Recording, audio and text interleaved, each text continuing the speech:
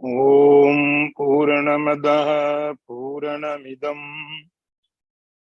पूर्णात् पूर्णमुदच्यते पूर्णस्य पूर्णमादाय पूर्णमेवावशिष्यते। ओम शांति शांति शांति। शंकरं शंकराचार्यं केशवं वादरायणं सूत्रभाष्यकृतौ वन्दे भगवन्तौ पुनः पुनः। ईश्वरो गुरुरात्मेति मूर्तिभेद विभागिने व्योमवद्व्याप्तदेहाय दक्षिणामूर्तये नमः। ओम शांति शांति शांति। नारायणं नमस्कृत्य नरं चैव नरोत्तमं देवीं सरस्वतीं व्यासं ततो जयमुदीरयेत। ओम शांति शांति शांति।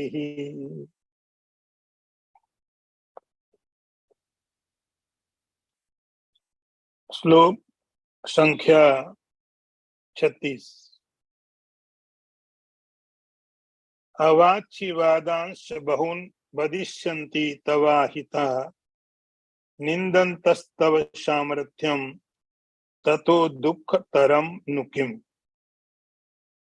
अर्थ देखिए, भगवान कहते हैं अर्जुन, तुम्हारे शत्रु तुम्हारे सामर्थ्य की निंदा करते हुए ना बोलने वाले बहुत सारी बोल बोलेंगे, इससे अधिक दुख और क्या होगा।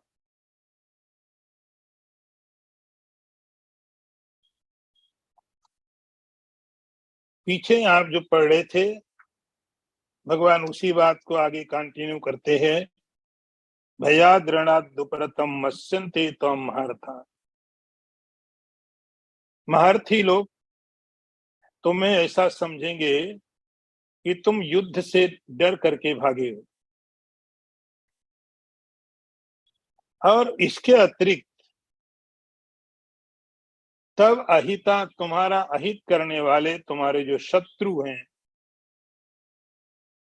वे तुम्हारे शत्रु बहुत इस प्रकार की बातें बोलेंगे, अवाच्य वादांश, जो नहीं बोलनी चाहिए। जो बातें नहीं बोलनी चाहिए वे सब बातें तुम्हारे बारे में बोलेंगे। तुम्हारे शत्रु तो पहले से ही थे, और तुम्हारे बारे में सबको ये धारणा है कि अर्जुन संसार का सर्वश्रेष्ठ योद्धा है। इसलिए तुम्हारे बहुत सारे शत्रु हैं, लेकिन वे सारे शत्रु तुम्हारे सामने बोलने में समर्थ नहीं।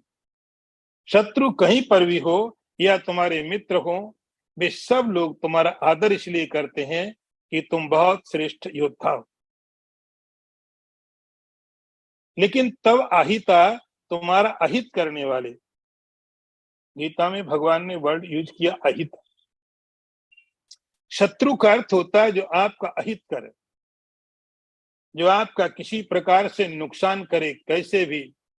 एक ही उद्देश्य होता है, और जो व्यक्ति अहित करता वही शत्रु होता। जो आपके जीवन में अहित करे, कष्ट दे,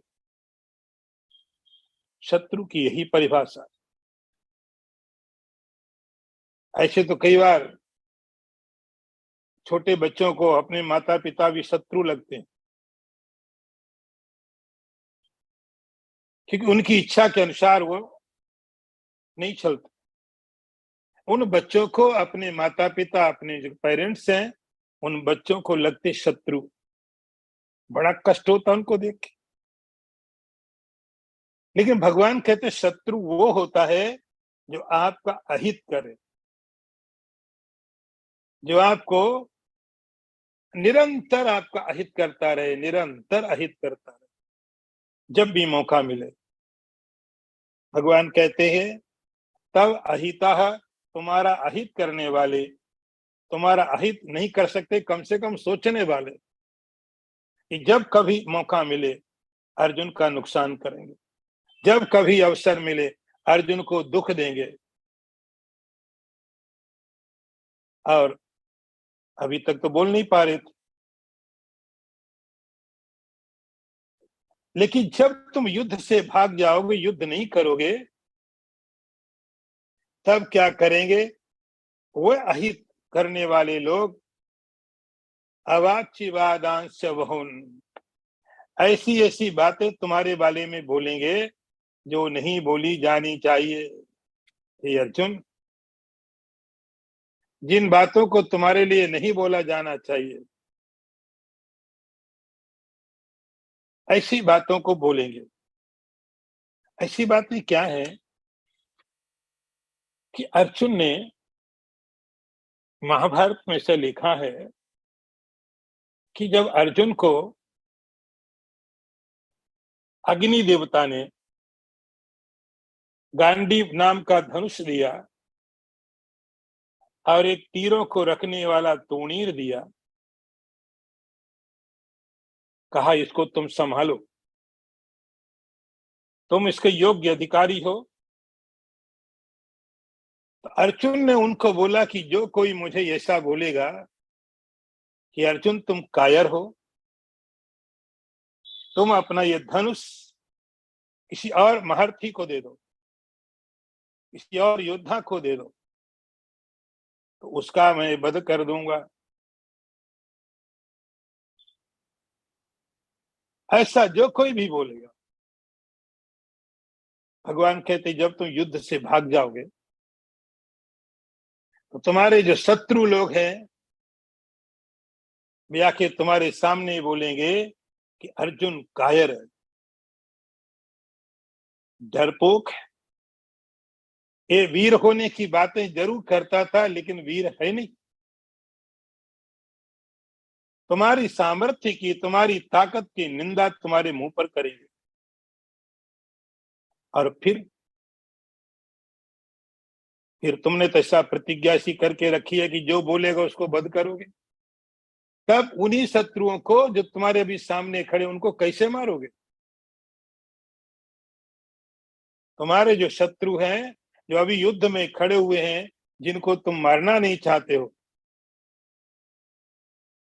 जब वो शत्रु तुम्हारी वो बातें तुम्हारे सामने करेंगे, उस समय में तुम उन्हें मारोगे कि नहीं मारोगे? निंदन्तस्तव सामर्थ्यम, ऐसी ऐसी बातें आके तुम्हारे सामने करेंगे कि तुम सुन नहीं पाओगे। ऐसे ऐसे अपमान तुम्हारे करेंगे दुर्योधन, दुशासन, जितने कौरव हैं और कौरवों के साथी जो महारथी लोग हैं, वे सब इस प्रकार से तुम्हारा अपमान करेंगे और वे चाहेंगे कि तुम्हारी प्रतिज्ञा टूटे। जब तुम्हारा अपमान करेंगे उस समय में तुम उनका वध नहीं करोगे तो तुम्हारी प्रतिज्ञा टूट जाएगी। और यदि तुम्हें वध ही करना है तो अभी युद्ध है सामने में। अवाच्यवादांश बहुन वदिष्यन्ति, तुम्हारी शत्रु, तुम्हारी ताकत, तुम्हारी कमजोरी हमेशा वो ध्यान में रखते हैं कि तुम्हारी ताकत क्या, तुम्हारी कमजोरी क्या है। हे अर्जुन, तुम निंदस्तव सामर्थ्यम, तुम्हारे सामने खड़े होके तुम्हारी ताकत की निंदा करेंगे, तुम्हें चैलेंज देंगे।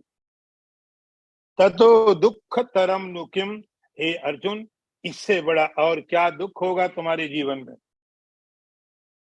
इससे बड़ा और क्या कष्ट होगा तुम्हारे जीवन में? तुम्हारे सामने ही जो तुमसे डरते थे, जो तुमसे भयभीत थे, तुम्हें महारथी मानते थे, वो तुम्हारा उपहास करेंगे। इससे बड़ा और क्या कष्ट होगा? मृत्यु से भी ज्यादा बड़ा कष्ट होगा ये। ततो न दुख तरम नु किम, इससे बड़ा और क्या दुख? भगवान कहते हैं हे अर्जुन, इससे बड़ा और कोई दुख नहीं होगा तुम्हारे जीवन में। अगला मंत्र देखिए,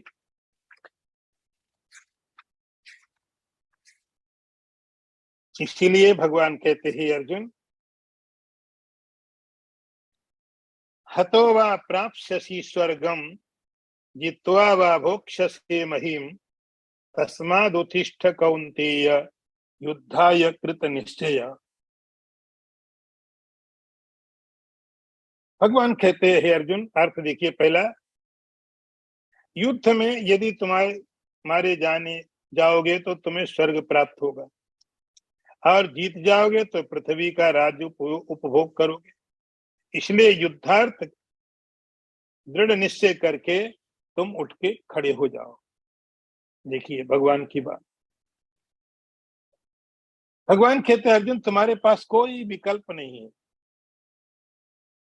युद्ध को छोड़ करके तुम्हारे पास और कोई रास्ता दूसरा नहीं है। तुम जहां आ गए हो, तुम जहां पर खड़े हो, या तुम्हारे पास कोई और रास्ता नहीं बचा है, एक ही रास्ता है, और वो रास्ता है युद्ध का। हाँ, तुम्हारा ये सवाल था पहले अध्याय में, अर्जुन ने कहा हे कृष्ण पता नहीं हम जीतेंगे कि नहीं, हमें मालूम नहीं, जयेम यदि वा नो जयो, हम पराजित होंगे या जीतेंगे हमें कुछ आइडिया नहीं, कुछ मालूम नहीं है। भगवान कहते वो मालूम भी नहीं करना चाहिए तुमको, तुम्हारे पास कोई रास्ता नहीं है युद्ध छोड़ने का। अब युद्ध में आने के बाद तुम्हारे पास दो रास्ते, दो विकल्प, युद्ध करोगे या तुम मारे जाओगे। क्या होगा युद्ध की परिस्थिति में, क्या होगा? एक विकल्प यह है कि तुम मारे जाओगे, तुम्हारी मृत्यु हो जाएगी, बस। यदि तुम्हारी मृत्यु हो गई अर्जुन, भगवान कहते हैं मैं तुम्हें गारंटी देता हूं, स्वर्गम प्राप्स्यसि, तुम्हें स्वर्ग की प्राप्ति होगी। जिस स्वर्ग की प्राप्ति करने के लिए बहुत सारे ऋषि बहुत बड़े बड़े यज्ञ करते हैं, जिस स्वर्ग को प्राप्त करने के लिए बहुत से तपस्वी बहुत तपस्या करते हैं, लोग दान देते हैं, व्रत करते हैं, उपवास करते हैं, हजारों तरह के शुभ कार्य करते हैं। किस लिए? कोई हिमालय में योग साधना करता है, कोई जप कर रहा है, कोई व्रत कर रहा है, कोई तप कर रहा है, और बहुत प्रकार के कष्ट उठा रहे हैं। इसलिए एक ही उद्देश्य है उनके जीवन का कि जब शरीर छूट जाए तो हम स्वर्ग में चले जाए। स्वर्ग का अर्थ है कि परलोक में मिलने वाला सुख, उस परलोक के सुख की प्राप्ति के लिए, ऐसा सुख परलोक में मिले, बहुत ज्यादा मिले, उस परलोक में सुख प्राप्त करने के लिए तुम देखो बड़े योगी लोग योग साधना करते, ब्राह्मण लोग वेद में जो लिखे हैं यज्ञ, स्वर्ग कामो ज्योतिष्टोमेन यजेत, वेद ऐसा कहता है स्वर्ग की कामना यदि मन में है, ज्योतिष्टोमेन स्वर्ग कामो यजेत, मन में यदि स्वर्ग प्राप्ति की इच्छा है तो ज्योतिष्टोम नाम का यज्ञ करो, स्वर्ग की प्राप्ति होगी। तो बहुत से ब्राह्मण लोग उन यज्ञों को कर करके बहुत कष्ट उठा करके, सामग्री लगा करके, बहुत नियम पालन करके यज्ञ करते हैं, और यज्ञ सफल होता है तब उन्हें स्वर्ग की प्राप्ति होती है। और जरूरी नहीं यज्ञ सफल हो जाए, बहुत बाधाएं पड़ती, और बहुत से तप करते हैं स्वर्ग प्राप्त करने के लिए, बहुत से लोग तप करते हैं और तपस्या पूरी हो जाए, जरूरी नहीं है। बहुत प्रकार के विघ्न आते हैं, बहुत प्रकार के कष्ट आते हैं, तपस्या अधूरी भी रह सकती, लेकिन किसी ने तपस्या पूरी कर भी दी, शरीर छूटेगा, वो भी स्वर्ग में जाएगा। हजारों प्रकार के शुभ कार्य करके, बहुत कष्ट उठा करके, इस जीवन के सुख समृद्धि को छोड़ करके एक उद्देश्य लेकर के कि परलोक में स्वर्ग की प्राप्ति होगी, तो लोग बहुत प्रकार की साधनाएं, उपासनाएं करते हैं, बहुत कष्ट उठाते हैं और सफल होकर के तब उन्हें स्वर्ग की प्राप्ति होती है। अर्जुन, वही स्वर्ग, वही स्वर्ग, ईश्वर के लिए लोग बहुत साधना करते, उपासना करते हैं। इस युद्ध में यदि तुम मारे गए तो वही स्वर्ग तुम्हें मिलेगा। हतो वा प्राप्स्यसि स्वर्गम, मारे जाने के पश्चात तुम्हारी मृत्यु हुई तो भी तुम सुखी हो। यदि तुम्हारी मृत्यु हो गई तो दुखी होने का कोई कारण नहीं तुम्हारे पास। दुखी इसलिए हो जाए कि मैं अभी यहां सुखी था और परलोक में जाऊंगा तो मैं बहुत दुखी हो जाऊंगा। जिनके पास परलोक की कोई तैयारी न हो, जिनके पास शरीर छोड़ने के बाद कुछ हो नहीं, जो गरीब है, उनको मृत्यु से डरना चाहिए। खाली हाथ परलोक की यात्रा में जाएंगे तो कुछ नहीं है।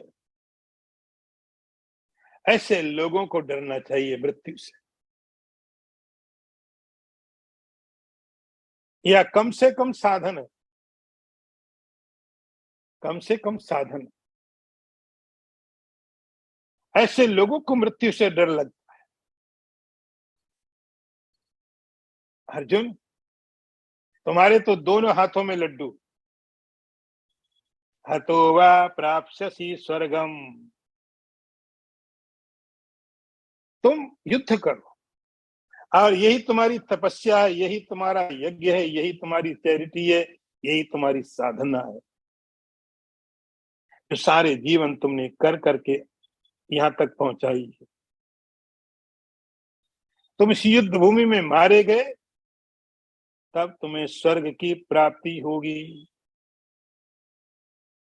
तुम्हें डरने की जरूरत नहीं, तुम्हें सोचने की आवश्यकता नहीं कि मर गया उसके बाद मेरा क्या होगा। तुम गरीब नहीं, तुम धर्मात्मा हो, तुम धनवान हो परलोक में। हतो वा प्राप्स्यसि स्वर्गम, भगवान श्योरिटी देते हैं, यदि तुम मृत्यु को प्राप्त हो गए तब तुम स्वर्ग में चले जाओ। और मानो कोई विघ्न ही पड़ गया, जैसे ऋषि लोग तपस्या करते थे, कोई राक्षस आगे विघ्न डाल देता था। ब्राह्मण लोग यज्ञ करते थे स्वर्ग प्राप्ति करने के लिए, कोई विघ्न आ गया, बेचारे वंचित हो जाते थे। भगवान ने कहा यह यज्ञ या युद्ध एक यज्ञ है तुम्हारे लिए।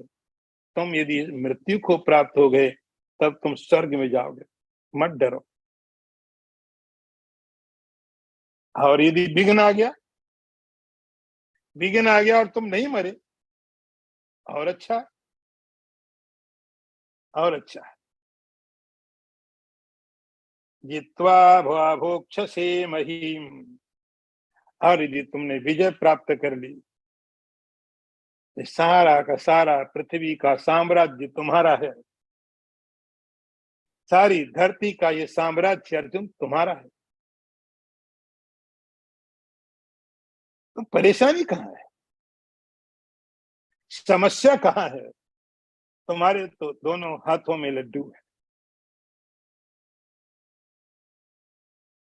युद्ध करने के बाद यदि मर गए तो स्वर्ग तुम्हारा है, और यदि तुम जीत गए तो ये धरती तुम्हारी है, तुम कहीं पर भी गरीब नहीं हो, तुम कहीं पर भी दुखी होने लायक नहीं हो, तुम समृद्ध हो। इसलिए भगवान अब तस्माद उत्तिष्ठ कौन्तेय, हे कौन्तेय, अर्जुन उठो। अर्जुन बैठा था। तस्माद उत्तिष्ठ, जैसा आपने उपनिषदों में पढ़ा, उत्तिष्ठत जागृत प्राप्य वरान निबोधत, उठो। तस्माद उत्तिष्ठ कौन्तेय, युद्धाय कृत निश्चयः, और अपने निश्चय को दृढ़ करो। किसके लिए? युद्ध के लिए। अपने निश्चय को युद्ध के लिए दृढ़ करो कि मुझे युद्ध करना है। उठो, खड़े हो जाओ और युद्ध के लिए निश्चय करो। यह महाभारत का युद्ध मुझे करना है, मुझे जीतना है। ऐसा सोच करके हे अर्जुन, तुम खड़े हो जाओ युद्ध के लिए। अगला मंत्र देखिए।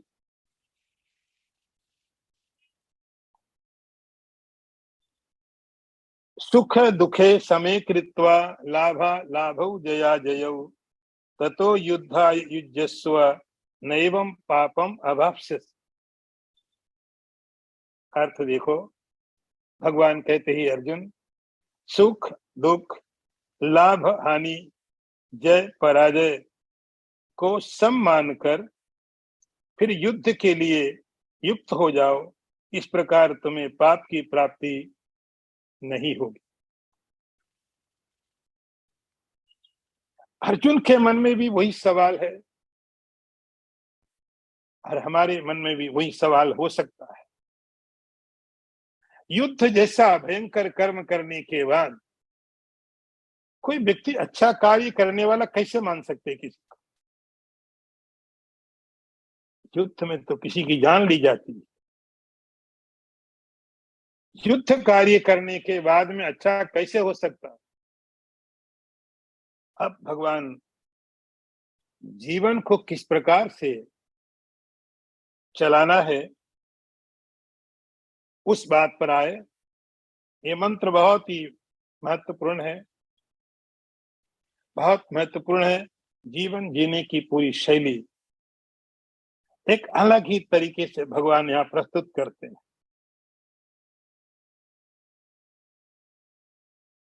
संसार में बहुत तरह से लोग उपदेश देते हैं, ये करना चाहिए, ये नहीं करना चाहिए, ये करो, ये मत करो। हजारों ग्रंथ भरे हुए, करो ये मत करो। बहुत भ्रम पैदा होता है, बड़ी मुश्किल पैदा होती है, हमको पता नहीं चल पाता भगवान हमारे लिए क्या निश्चित कर रहे हैं। ये करो, ये मत करो। बड़ी समस्याएं हैं कि इसमें हम कैसे चुनाव करें। हमारे लिए भगवान का क्या आदेश है, हमारे लिए शास्त्रों का क्या आदेश है, हमें क्या करना चाहिए। बहुत कंफ्यूजन है। फिर हम अपने आप एक निर्णय ले लेते हैं, थोड़ा यहाँ से सुना, थोड़ा वहां से सुना, और एक निर्णय ले लेते हैं, ये करना हमारे लिए ठीक है।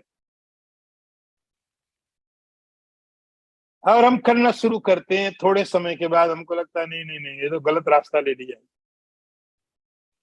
फिर हम दूसरे रास्ते निकल जाते हैं। ये निर्णय करना बड़ा कठिन हो जाता है कि कौन सा सही रास्ता है, कौन सा कर्म सही है, कौन सा कर्म गलत है। भगवान अर्जुन को ऐसा कोई उपदेश नहीं देते। भगवान ने एक अलग ही व्याख्या की, एक अलग तरीके से भगवान ने बात को रखा। भगवान ने ऐसा कोई डिवीजन नहीं किया, ये करो ये मत करो, ये कर्म करने से पुण्य मिलेगा, इसको करने से पाप मिलेगा। गहना कर्मणो गति कर्म की गति बहुत मुश्किल है। ये समझना मुश्किल होता है कौन सा कर्म अच्छा है, कौन सा खराब। तो भगवान ने सिद्धांत लिया ही नहीं। भगवान कहते हैं हम, हे अर्जुन तुम एक ऐसी बात बताते हैं, तुम इस बात को समझो, फिर किसी भी तरह का पाप कभी तुम्हें छुएगा भी नहीं। एक ऐसा सिद्धांत, एक ऐसा फार्मूला, एक ऐसा सूत्र हम तुम्हें दे रहे हैं, इसको तुम अपने जीवन में यदि धारण कर लोगे तो संसार का कभी कोई पाप तुम्हें छू नहीं सकता है। और पाप का अर्थ केवल पाप नहीं है, पाप का अर्थ पुण्य भी है। तुम्हें कोई पाप और कोई पुण्य कभी छू नहीं सकता यदि तुमने सूत्र को ले लिया ठीक से जीवन में। नैवम पापम अवाप्स्यसि। कोई व्यक्ति कितनी भी कुशलता से कर्म करे, उस कर्म करने की प्रक्रिया मुझसे कहीं ना कहीं पाप हो ही जाएगा। आप कितनी भी सावधानी से कर्म करो, कितनी भी बुद्धिमानी से करो, आप कितने भी अच्छे कुशल काम करने वाले हैं, लेकिन कर्म का स्वभाव ऐसा है, आप कहीं ना कहीं गलती कर जाओगे, हो जाएगी। आपकी गलती नहीं, कर्म का स्वभाव ऐसा है।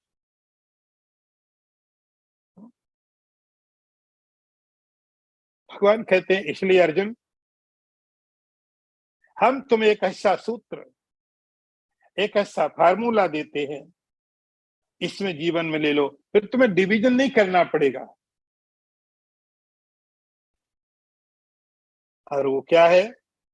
सुख दुखे समे कृत्वा लाभा लाभौ जया जयौ।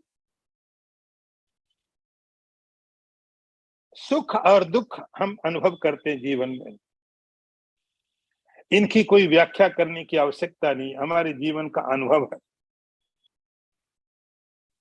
सुख और दुख।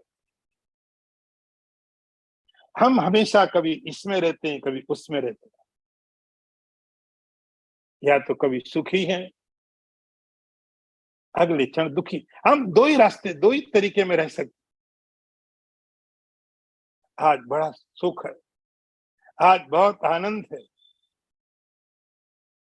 या बहुत कष्ट है। हमको जीवन जीने के दो ही तरीके मालूम है, या तो हम बहुत, या तो सुखी हैं या दुखी। सुखी है, हम चाहते सुख आगे बढ़ता रहे, ये सुख आगे बढ़ता रहे और चले और चले और चले। दुखी है तो हम चाहते हैं अरे इतने लंबे टाइम ही नहीं पास हो रहा है, एक एक मिनट भारी पड़ता है। काल वही है, समय अपनी गति में चल रहा है,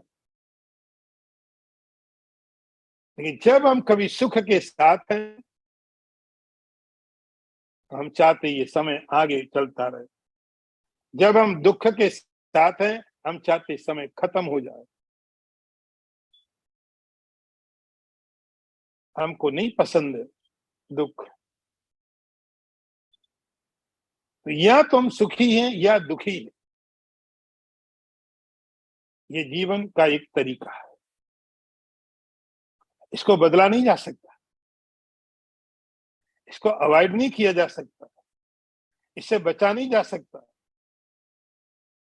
केवल एक काम आप कर सकते हो, भगवान कहते हैं, जो करना चाहिए और किया जा सकता। समय कृत्वा,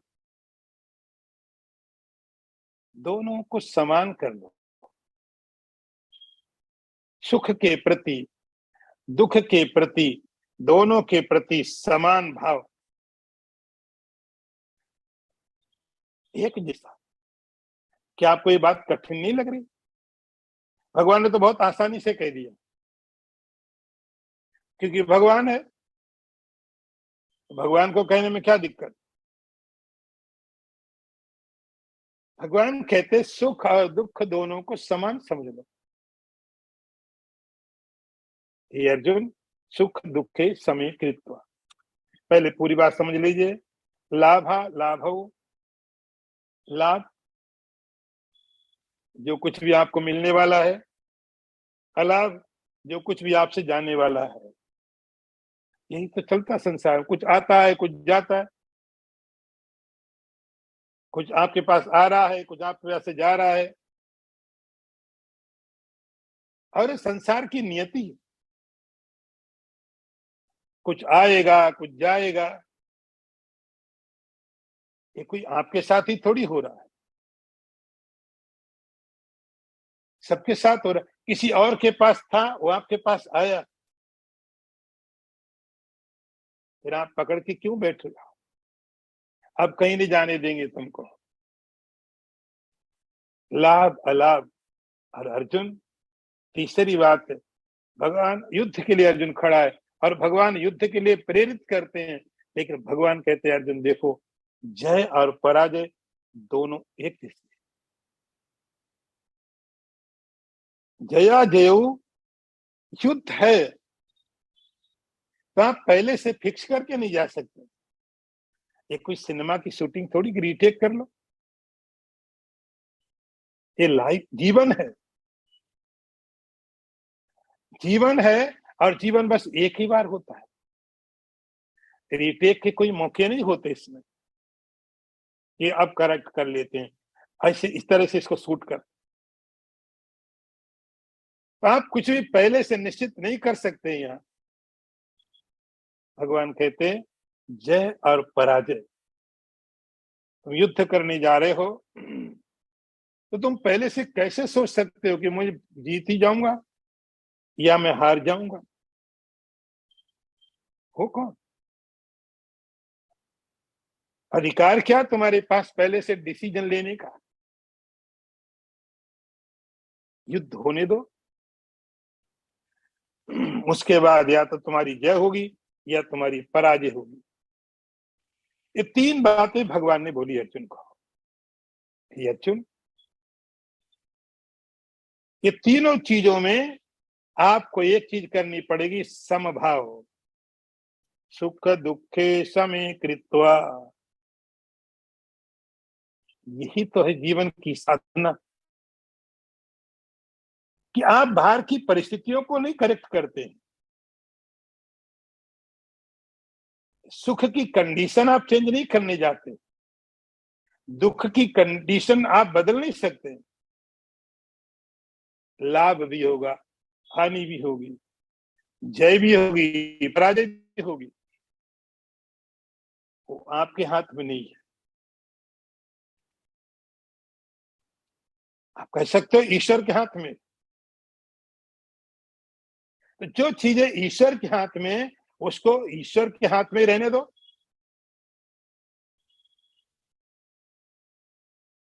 और ईश्वर कभी आपका अहित नहीं करेगा।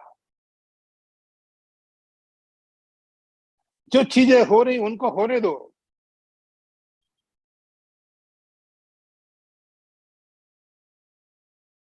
एक बार एक किसान के पास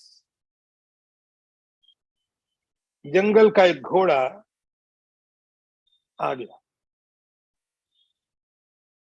किसान के पास घोड़ा आया, बड़ा अच्छा था, बहुत कीमती था।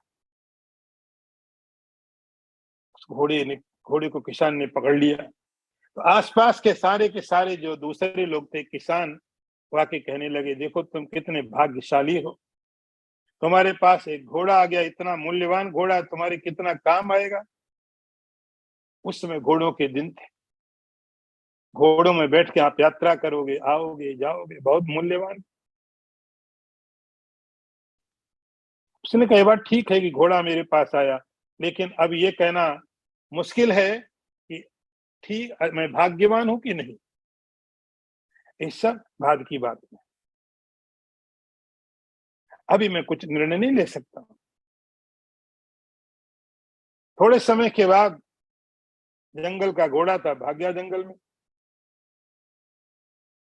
तो बहुत से लोग इकट्ठे, उन्होंने बोला देखो ऐसे दुख के दिन आ गए तुम्हारे, अच्छा खासा घोड़ा आ गया था और हाथ से निकल गया, तुम्हारा भाग्य खराब। उसने कहा ये बात सही कि घोड़ा भाग गया, लेकिन ये बात सही नहीं कि मेरा भाग्य खराब है, वो मुझे नहीं पता है।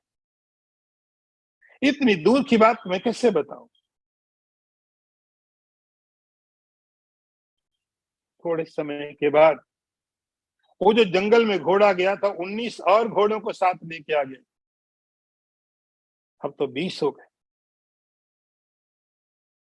अब जो आसपास के लोग थे उन्होंने बोला अरे तुम तो बहुत भाग्यवान हो, तुम्हारे पास तो 20 घोड़े हो गए, इतने मूल्यवान, इतने कीमती, तुम तो रईस हो गए, धनवान हो गए, तुम बहुत पुण्यवान हो।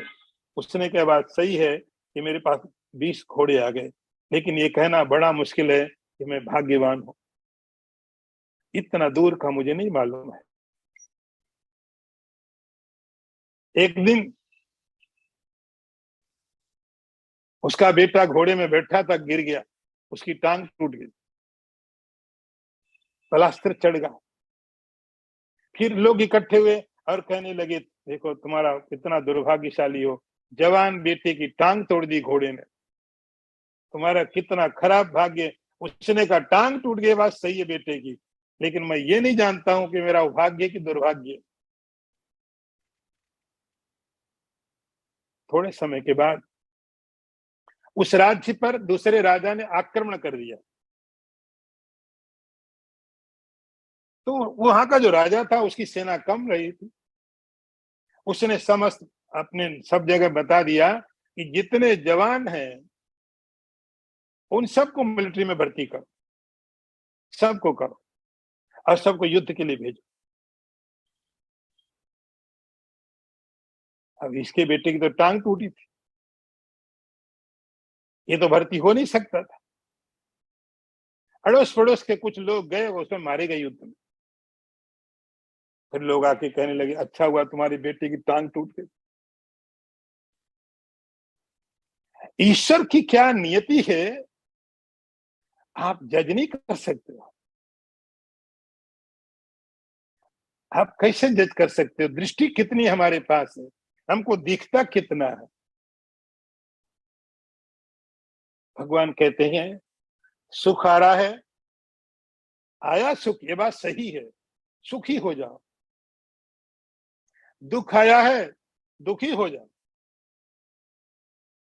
लेकिन किसी के प्रति आग्रह नहीं। लाभ हुआ है ठीक है,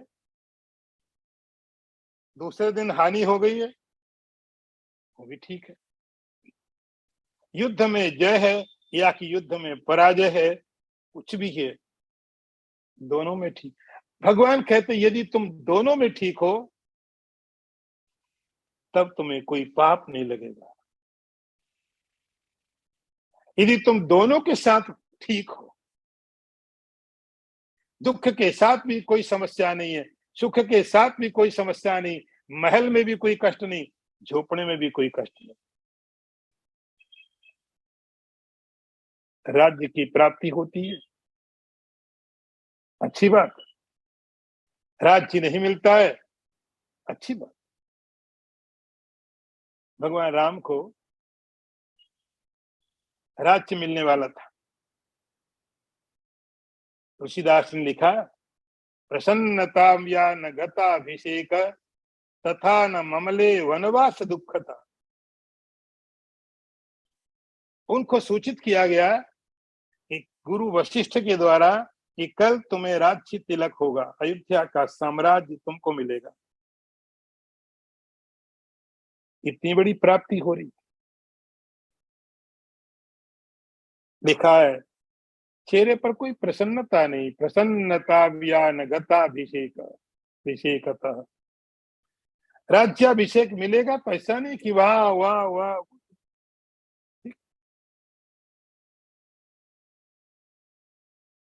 अच्छी बात, मना भी नहीं, तैयार। जब ये मालूम पड़ा अगले सवेरे तुमको वनवास जाना है, वही चेहरा वैसे ही रहा। जो चेहरा राज्य की सूचना सुनने के बाद, राज्याभिषेक सुनने के बाद जैसा था, जंगल जाने की सूचना सुनने के बाद भी वैसे ही रहा। प्रसन्नताम या न गताभिषेका तथा न ममले वनवास दुख था। कोई फर्क नहीं। ऐसे व्यक्ति को राज्य में और जंगल में ये समान भाव। ऐसे व्यक्ति को पाप और पुण्य कभी स्पर्श नहीं कर पाते हैं। ऐसे व्यक्ति को न पाप छू पाता है। भगवान कहते सुख दुखे समय कृत्वा लाभा लाभौ जया जयो ततो युद्धा युजस्व। अब तुम इतनी साधना करने के बाद अब युद्ध में लगो। तुम युद्ध करने के लिए लोग अलग तरीके की तैयारी करते हैं। युद्ध करने के लिए अपने अस्त्र शस्त्र तैयार करते हैं। युद्ध करने के लिए लोग अपनी मनोदशा को सकारात्मक बनाते हैं। लेकिन भगवान के तो साधन ही अलग है। भगवान का तो तरीका ही अलग है। वो कहते युद्ध करने के पहले वो तो तुमने कर लिया होगा। तुम्हें जो करना है इन दोनों में समान भाव। सुख दुखे समय कृत्वा लाभा लाभौ जया जयो। और इसी प्रकार से जितने भी द्वंद्व है, जितने भी प्यार्स हैं, वे सभी प्यार्स उसी प्रकार से लाभा लाभौ जया जयो। दोनों प्रकार की चीजों में यदि आप समान हो, ध्यान ये रहे सुख दुख समान नहीं किए जा सकते हैं। आप ऐसा अर्थ मत करना कि सुख दुख को समान समझता है। सुख दुख को आप समान समझोगे कैसे?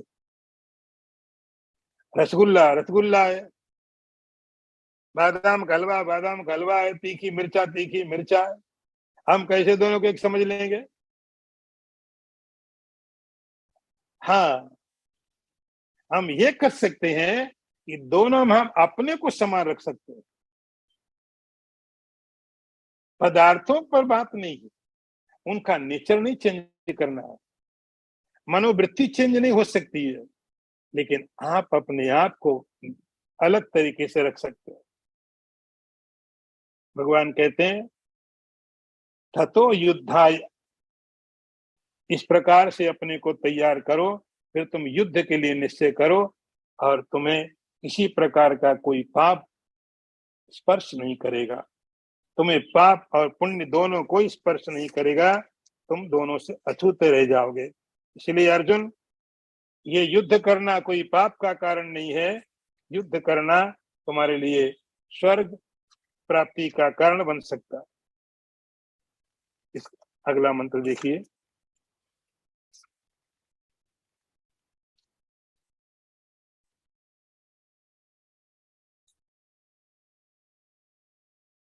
नेहा विक्रम नाशोस्ति प्रत नेह ऐसा तेह बीता सांख्ये बुद्धिर योगे त्वमाम शृणु बुद्धिया युक्तो यया पार्थ कर्म बंधम प्रहास्यसि। अर्थ देखिए, भगवान कहते हैं अर्जुन, ये तुम्हें सांख्य में बुद्धि मैंने बताई, अब योग में यह बुद्धि सुनो। जिस बुद्धि से युक्त होकर तुम कर्म बंधन को मिटा सकते हो। अर्थ फिर समझना, थोड़ा सा टॉपिक चेंज जैसा, थोड़ी सिमिलैरिटी थोड़ी अलग हो जाएगी अभी यहां से। अर्थ इसलिए दोबारा फिर कहता हूं, भगवान कहते हैं अर्जुन, ये तुम्हें सांख्य में बुद्धि मैंने बताई, अब योग में इस बुद्धि को सुनो। जिस बुद्धि से युक्त होकर तुम कर्म बंधन को मिटा दोगे। ऐसा ते भीता सांख्ये बुद्धि योगे तुमाम शृणु। इस अध्याय के 11वें मंत्र से भगवान ने अर्जुन को संबोधित करना शुरू किया, एड्रेस करना शुरू किया, और बहुत तरह के सिद्धांत, बहुत तरह की फिलोसफी, बहुत तरह की बातें भगवान ने बताई अर्जुन को। वे सब बातें आत्मा को लेकर के थी। भगवान कहते हैं ऐसा ते अभिता सांख्य, अभी सांख्य मतलब ज्ञान। इस अध्याय का नाम सांख्य योग है। सांख्य का अर्थ ज्ञान, नॉलेज। अभी तक मैंने तुमको जो ज्ञान दिया, जो समझदारी दी, जो बताया, वो सब सांख्य को लेकर के था।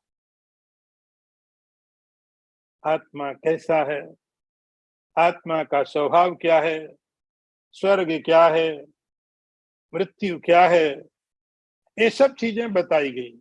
ये सब सांख्य योग है। ऐसा ते अभिता सांख्य। अब यहां से बुद्धि योगे त्विमाम शृणु। अब इसी ज्ञान को अब तुम जरा कर्म के साथ लगा करके सुनो, क्योंकि योग का अर्थ यहाँ पर योग नहीं है।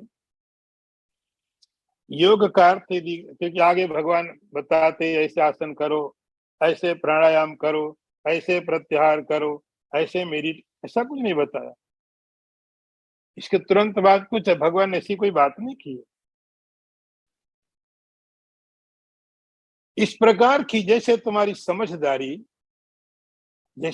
समझदारी इस अध्यात्म ज्ञान में है, सांख्य में है, ऐसे ही तुम्हारी समझदारी अब तुम्हें कर्म योग में लगानी पड़ेगी। बुद्धि योगे तमाम श्रृणु। कर्म को करते समय, कर्म के समय में भी उसी प्रकार से तुमको समझना। बुद्धि करते समझ, विचार। तो अभी तक अर्जुन का भगवान का जो संदेश अर्जुन को था वो ये था कि मैं तुम्हें बता रहा हूं आत्मा क्या है, अनात्मा क्या है, स्वर्ग क्या है, कैसे प्राप्त होगा। अब भगवान कह रहे मैं तुम्हें कर्म के बारे में बता रहा हूं, और जितना महत्वपूर्ण ये सांख्य है उतना ही ज्यादा महत्वपूर्ण ये कर्म योग भी है। कर्म के बारे में भी आपकी बुद्धि, आपकी समझ उतनी स्पष्ट होनी चाहिए। और कर्म के लिए आपने समझ लिया, बस कर्म बंधम प्रहास्यसि, कर्म के बंधन छूट जाते हैं। कर्म बंधन तब होता है जब कोई कर्म को समझता नहीं, कर्म की प्रक्रिया नहीं समझता है कि कर्म का स्वभाव क्या है, कर्म का सिद्धांत क्या है। कर्म का सिद्धांत है आप जो भी कर्म करोगे उसका फल भोगना पड़ेगा। ये तो प्राकृतिक नियम है। कर्म आपने जो भी किया, किसी जन्म भी किया, कहीं भी किया, उसका फल आपको मिलेगा। ये तो प्रकृति का नियम है, ईश्वर की व्यवस्था है। किन के लिए है लेकिन? ये उन लोगों के लिए है जो कर्म को नहीं जानते हैं। आप अपनी कर्म को बुद्धि के साथ करो, कर्म के साथ में बुद्धि लगाओ, बुद्धि ज्ञान। ऐसा ज्ञान नहीं कह रहे हैं कि जैसे कोई डॉक्टर है अपने कर्म करने के लिए पूरी तरह अपनी पूरी की पूरी बुद्धि लगा रहा है, किसी का ऑपरेशन कर रहा है, बहुत अलर्ट है, बहुत सावधान है, उस तरह की बुद्धि की बात नहीं कर रहे हैं।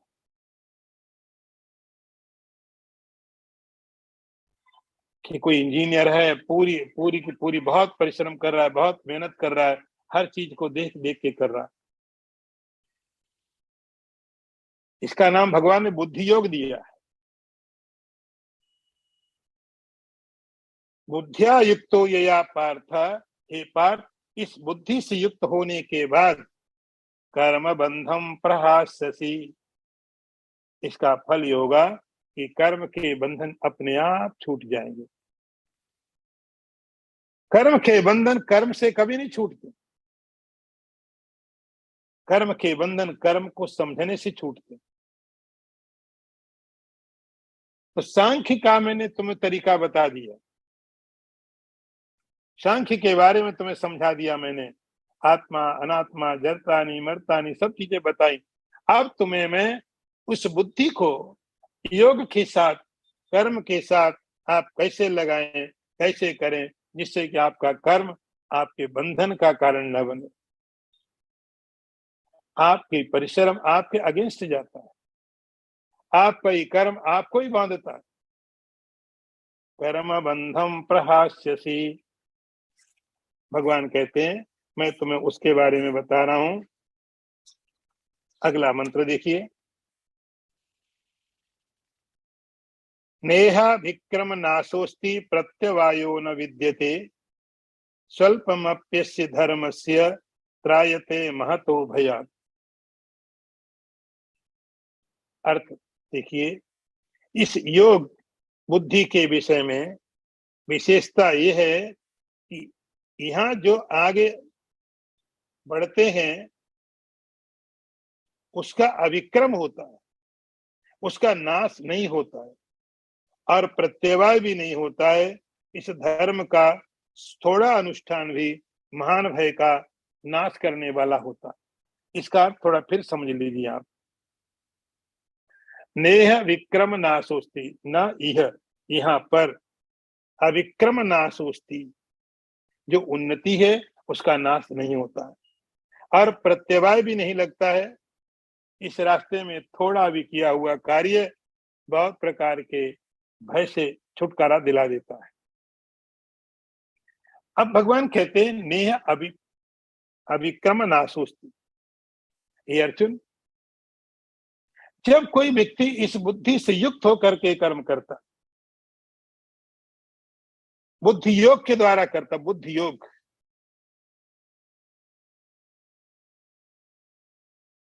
तो उसका अविक्रम का नाश नहीं होता है। अभिक्रम का नाश थोड़ा आप समझिए। क्रम, ग्रेजुअली आप कोई चीज करते, 1 2 3 4 ऐसा आप स्टेप्स लेते हो। जब आप स्टेप्स लेते हो, ऊपर को चढ़ते हो और चढ़ते चढ़ते आप कहीं पहाड़ में चढ़े हो, पांव फिसल गया, नीचे आ गए, स्विमिंग करने गए नदी में, थक गए, तो वहां आराम करने के लिए कोई थोड़ी जगह है ये थोड़ा आराम कर ले, कोई जगह ही नहीं। या पार करो या डूबो। भगवान कहते हैं अर्जुन, जब कोई बुद्धि से युक्त होकर के इस प्रकार इस योग को करता है, उसका अविक्रम का नाश नहीं होता। आप एक एग्जाम्पल की तरह ये समझिए, जैसे किसी आदमी को 100 स्टोरी की एक मंजिल पर चढ़ना है, टॉप फ्लोर पर जाना है। एक फ्लोर उसने चढ़ लिया, बोले बस हो गया, और कुछ काम करने लगे। आधे घंटे के बाद वो व्यक्ति कहां से चढ़ेगा? एक मंजिल के ऊपर चढ़ना शुरू करेगा। 2 घंटे उसने वहां आराम किया, फिर ऊपर चढ़ना तीसरी मंजिल में। ऐसे ही जो व्यक्ति इस बुद्धि क्रम का उपयोग करता है, बुद्धि योग का उपयोग करता है, उसका अविक्रम का नाश नहीं होता। जितनी साधना उसने कर ली, एक दिन में, एक साल में, 10 साल में, और किसी कारण से आगे नहीं बढ़ पाया, कारण कुछ भी हो गए, उसने कोई साधना कर ली और आगे नहीं बढ़ पाया, भगवान कहते उसकी उस साधना का नाश नहीं होगा। उसकी उस साधना फिर जब भी शुरू करेगा तो वहीं से स्टेप शुरू कर देगा, उसका वो नाश नहीं होता है। नेहा विक्रम नाशोस्ति। दूसरी विशेषता क्या है? प्रत्यवायो न विद्यते। प्रत्यवाय, प्रत्यवाय क्या होता है? कि जब हम कोई कार्य करते हैं और उसमें कोई गलती हो जाती है, तो गलती होने का हमको पाप लगता है। जैसे कोई आध्यात्म की साधना की, जप किया, तप किया और भूल कर दी, तो उसमें प्रायश्चित होता है। तो आप भगवान को प्रार्थना कर देते हो, यदक्षरम पदम भ्रष्टम मात्राहीनम चेत् भवेत् तत्सर्वं क्षम्यतां देव प्रसीद परमेश्वर। आपने कोई स्तोत्र पाठ किया, आपने कोई मंत्र पाठ किया, कोई जप किया और ये करते-करते अचानक आपसे कोई गलती हो गई। तो गलती हो गई तो क्या करना पड़ता है? हम क्या करते हैं, भगवान की प्रार्थना कर देते हैं, हे भगवान यदक्षरम पदम भ्रष्टम, ये इसको बोलते हैं प्रत्यवाय। यदक्षरम कोई अक्षर छूट गया हो, कोई मात्रा छूट गई हो, कोई गलती हुई हो, तो आप हमको क्षमा कर देना। तत्सर्वम क्षम्यताम देव, और प्रसन्न हो जाइए। उस प्रत्यवाय को भगवान दूर कर देते हैं। तो जब भी आप कोई ऐसा कार्य करते हैं, उसमें जो गलती हो जाती है, उससे जो पाप लगता है, उसको बोलते हैं प्रत्यवाय। उसके लिए आपको रिपेंट करना पड़ता है। लेकिन भगवान कहते हैं, इस बुद्धि युक्त होने के बाद में प्रत्यवायो न विद्यते, उसको कोई प्रत्यवाय भी नहीं लगता, कोई पाप नहीं लगता। कोई भी कर्म कर ले, कैसे भी कर ले, कोई कर्म करे और कोई भी कर्म का प्रत्यवाय उसको नहीं लगता। इसकी विशेषता तो देखो, स्वल्पम अप्यस्य धर्मस्य, और इस धर्म को, इस बुद्धि योग की यदि कोई थोड़ी भी साधना कर लेता है, पूरा नहीं कर पाया, पूरा कंप्लीट नहीं कर पाया, लेकिन थोड़ा भी कर लिया, स्वल्पम अप्यस्य धर्मस्य, इस धर्म का, इस बुद्धि योग का यदि किसी ने थोड़ा थोड़ा भी कर लिया, पूरा नहीं कर पाया। जैसे एक मंजिल यदि कोई चढ़ गया, तो एक मंजिल के जो व्यू है उसको मिल जाएंगे। 2 फ्लोर चढ़ गया, तो वहां की व्यू उसको मिलने लगेंगे। जैसे जैसे हाइट बढ़ेगी, वैसे वैसे अलग अलग उसको व्यू मिलते रहेंगे। भगवान कहते हैं, यदि इस रास्ते में इस बुद्धि योग की कोई स्वल्पम अप्यसित धर्मस्य, इसकी थोड़ी साधना भी कर लिया, पूरी कंप्लीट हुई तो कोई चिंता मत करना, जितनी भी हो जाए, त्रायतो महतो भयात, ये साधना उस साधक को बहुत बड़े भय से, बहुत बड़े डर से छुड़ा लेती है, उसको मुक्ति दिला देती है। ओम पूर्णमदः पूर्णमिदं पूर्णात् पूर्णमुदच्यते पूर्णस्य पूर्णमादाय पूर्णमेवावशिष्यते। ओम शांति शांति शांतिः। शंकरं शंकराचार्यं केशवं वादरायणं सूत्रभाष्यकृतौ वन्दे भगवन्तौ पुनः पुनः। ईश्वरो गुरुरात्मेति मूर्तिभेदविभागिने व्योमवद्व्याप्तदेहाय दक्षिणामूर्तये नमः। ओम शांति शांति शांतिः। नारायणं नमस्कृत्य नरं चैव नरोत्तमं देवीं सरस्वतीं व्यासं ततो जयमुदीरयेत। ओम शांति शांति